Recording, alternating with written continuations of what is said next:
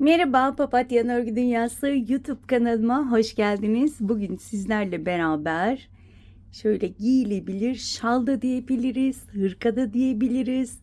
Şöyle hemen önüne bir zincir çekip bir bağcık oluşturdum. Şöyle hemen açıp göstermek istiyorum.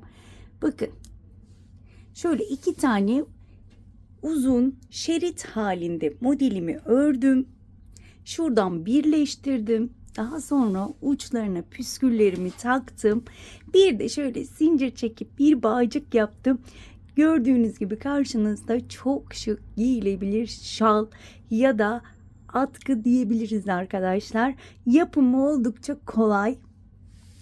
Bu modeli daha önce sizlerle paylaşmıştım. Şal olarak paylaşmıştım. Hemen şuraya ekliyorum. Modeli önceden göstermiştim, bu videoya bir göz atabilirsiniz. Videonun linkini açıklamalar bölümüne ekleyeceğim. Oraya tıklayarak videoya ulaşabilirsiniz. Kullandığım tığ, kullandığım ipleri orada belirtmiştim. Zaten tekrar etmek istemiyorum. Birazdan da ölçülerimi vereceğim. Sadece şunu da eklemek istiyorum. Zincir olarak sorarsanız arkadaşlar 117 zincir çektim. 117 zincirle başladım ve devam ettim. Daha önceki videoda da demiştim. 4 ve katları şeklinde modelimi yapıyorum.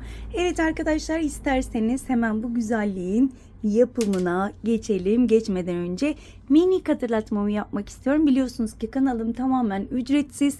Kanalıma tamamen ücretsiz abone olup bildirimleri açıp bu videoyu beğenirseniz hem bana destek olmuş olursunuz hem de bu videonun birçok kişiye ulaşmasını sağlamış olursunuz diyorum ve hemen modelimin yapımına geçiyorum. Evet arkadaşlar, bu modeli daha önceden sizlerle paylaşmıştım. Ben hemen şöyle iki tane parça ördüm. İki parçaya şahane bir giyilebilir şal öreceğiz. Hemen ebatlarını söylemek istiyorum. Şimdi masam küçük olduğu için enini ölçemiyorum ama daha önce ölçtüm. 1 metre 30 santim eni, boyu da hemen şöyle şurada ölçmek istiyorum. İki parçayı da aynı şekilde ördüm. Aynı ölçülerde ördüm. Şöyle hemen enine de bakalım. Eni de 40 santim arkadaşlar. Hemen şöyle diğerini de açmak istiyorum. Bakın bu şekilde. İki tane parça ördüm ve bunun sadece sırtını birleştireceğiz. Bluz yapmak isterseniz hemen şöyle göstermek istiyorum. Düz taraflarını bulalım. Nasıl olsa çok video uzamayacağı için şöyle ayrıntılı bir şekilde göstereceğim. Çünkü modeli daha önceden biliyorsunuz ki göstermiştim. Bakın şöyle ikiye katladım.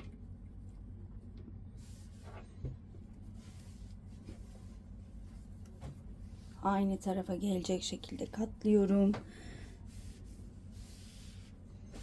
Şöyle, evet.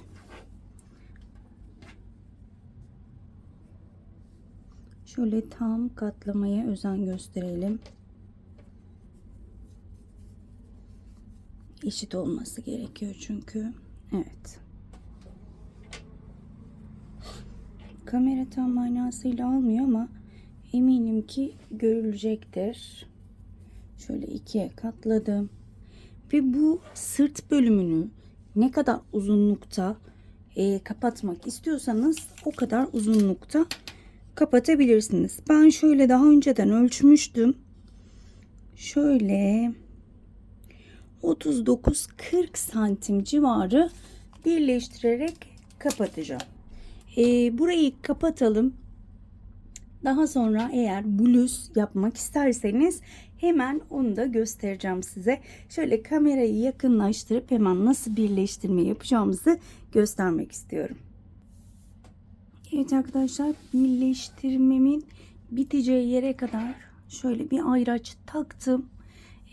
Böyle birleştirdikçe birleştiririm çünkü ben durmam gerektiği yeri görebilmem için. Hemen iki uçtan başlayacağım ve aynı renkle başlayacağım.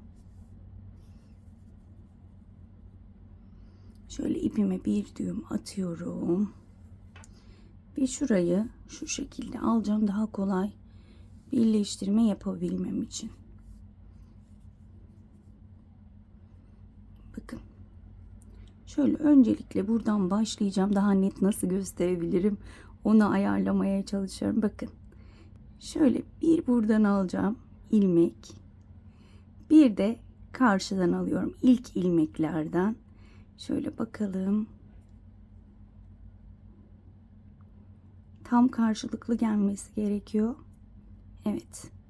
Bakın bu aşağıda olacak. Şöyle içlerinden geçiriyorum. İlk yaptığınızda zor gelebilir. İlk ilmek de zor gelebilir. Ama daha sonraki ilmekler kolaylaşacaktır. Bakın. Bir buradan alıyorum. İlmek. Bunu dikerek de yapabilirsiniz. Bir de diğerinden alıyorum. 3 ilmeğin içinden geçiriyorum. Bir buradan aldım. Bu ilmek aşağıda. Bir diğerinden alıyorum. Ve 3 ilmeğin içinden geçiriyorum. Bu şekilde ilmeklerimizi atlamayalım çünkü kaymaya yaşayabiliriz. Bakın kapatma şeklimiz şu şekilde olacak. Biraz daha mı yakınlaştıralım? Şimdi daha iyi zannedersem bakın. Bir şuradan batıyorum. Bir buradan batıyorum. İlmek altta ve 3 ilmeği aynı anda kapatıyorum. Bir buradan şöyle, bir buradan tek ilmeklerden alıyorum ve kapatıyorum. Gördüğünüz gibi şöyle bir örgü görüntüsü vermiş olacağız. Benim işaretliyim, yani ben 40 santim kapattım arkadaşlar. Siz sırtını ne kadar kapatmak isterseniz. Bu şekilde üçünü kapatıyorum. Bu şekilde bu birleştirme yöntemini zaten önceleri de göstermiştim. Eğer seyrettiyseniz aynısı. Bir buradan ilmek alıyorum. Bir diğerinden ilmek alıyorum. İlmeğim aşağıda. Ve üçünü birlikte kapatıyorum. Bu kadar. Ve bunu şöyle işaretlediğim yere kadar, gördüğünüz gibi işaretlediğim yere kadar birleştirip hemen dönüyorum. Evet arkadaşlar, ben işaretlediğim yere kadar, yani 40 santim kadar birleştirmemi yaptım. Ayracımı çıkarıyorum. Şurada bir zincir çekiyorum ve ipimi uzunca kesiyorum ki ipimi hem rahat saklayabileyim. Bakın şu şekilde hemen arkaya alıyorum. Şöyle bir düğüm atarak aşağı iniyorum. Sökülmesini istemiyorum çünkü benim düğümler meşhur, biliyorsunuz. İlla düğümlerimi atıyorum. Şöyle dilediğiniz gibi ipinizi saklayabilirsiniz. Şalımız aslında bu kadar. Süslemelere gelince ben püskül yapacağım uçlarına. Bu modeli gösterdiğimdeki püsküllerin aynısını yapacağım. Diğer videoda göstermiştim ama bu videoda da göstermek istiyorum size püsküllerin nasıl yapıldığını. Hemen şöyle şöyle göstermek istiyorum. Bakın, sırt bölümünden birleştirdim. Şöyle sırt bölümünden birleştirdik. Şunu, masam biraz küçük olduğu için biraz zorlanıyorum gösterirken. Bakın şu şekilde sırtımıza aldık mı hiç şalı dolama gereği duymuyoruz. Bu şekilde sırtımıza alabiliyoruz. Önüne bir bağcık takabilirsiniz. Çok şık durabilir. Ben birazdan zaten minik bir bağcık yapacağım. Eğer bluz yapmak isterseniz bakın, kol kısımlarını istediğiniz kadar şöyle birleştirip şu kadar bir şey, yani şu bölümü kol kısmı olarak bırakabilirsiniz. Önü de aynı şekilde kapatıp, ben şöyle tam bluz olmasını istemediğim için yapmıyorum. Önü de aynı şekilde istediğiniz uzunluğa kadar kapattığınızda elinizde bir bluzunuz olacaktır. Ben hemen şöyle püsküllerimi takmak istiyorum. Evet, kamerayı yakınlaştırdım. Bakın şu bölüme püskül ve arkaya da komple püskül takacağım arkadaşlar. Bu şekilde. Sadece şu yana takmayacağım. Hemen şöyle şuradan takılışını göstermek istiyorum. Şu anda tam model görünmüyor biliyorum. Giyip üzerimde de göstermek istiyorum. Fotoğrafını muhakkak çekeceğim. Bakın şöyle aynı boyda. Şunu karıştırmayalım. Evet. Şöyle aynı boyda kestiğim ipleri her renge uygun.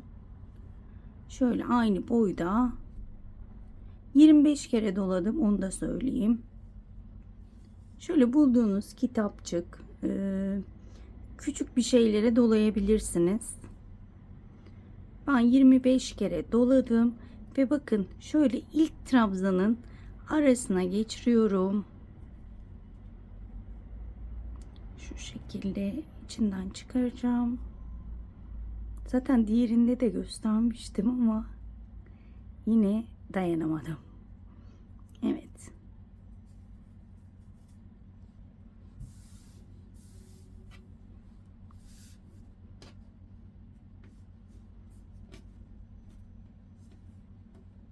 Evet, şöyle üst üste getiriyorum. Ve aynı renkten ipimden biraz keseceğim. Şöyle biraz uzun kesiyorum. Daha sonra etrafından bağlıyorum. Bunlar çok hoşuma gitti benim. Çoğu şalıma da bunu yaparım diye düşünüyorum. Evet. Şöyle birkaç kez çeviriyorum ipi. Etrafında ne kadar sarmak isterseniz tamamen size kalmış. Bir kere daha çevireceğim.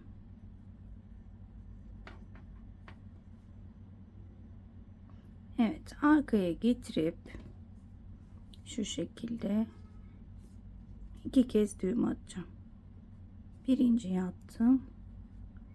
İkinci düğümü atıyorum. Ve şöyle artık ipimi kesiyorum. Şöyle hepsini aynı boya gelecek şekilde kesiyorum ve püskülüm hazır. Daha önceden ben hazırlamıştım. Şöyle gördüğünüz gibi. Bunları tek tek takacağım. Diğer tarafını da takacağım. Ve daha sonra sırt bölümünün etek bölümüne de takıp hemen dönüyorum. Evet arkadaşlar, ben püsküllerimin hepsini şöyle göstermek istiyorum. Arkalı önlü taktım. Diğer tarafı da göstermek istiyorum. Şöyle takıldı. Bir de şöyle zincir çektim arkadaşlar ve uçlarına şöyle ahşap boncuk taktım. Şöyle isterseniz bunun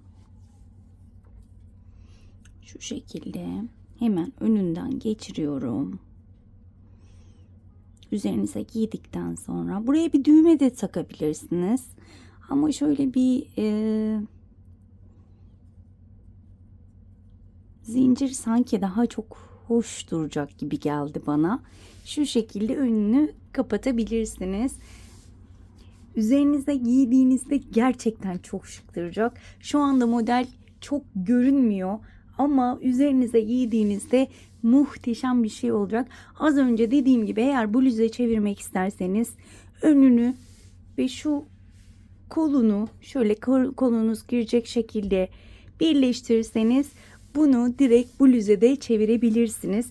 Evet arkadaşlar, bugünlük de bir videonun sonuna geldik. Umarım açıklayıcı bir şekilde anlatabilmişimdir. Umarım anlatımımdan memnun kalmışsınızdır. Bir dahaki modellerde görüşmek dileğiyle. Kendinize çok iyi bakın. Hoşça kalın.